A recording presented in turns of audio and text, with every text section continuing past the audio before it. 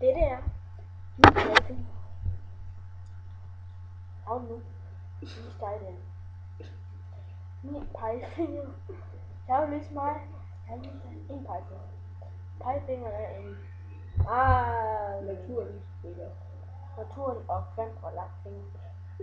Man bruger den til at beep i beep. Og man bruger den også til at skrive med en blyant. Ja, nok om det. Så har vi en hånd her og her.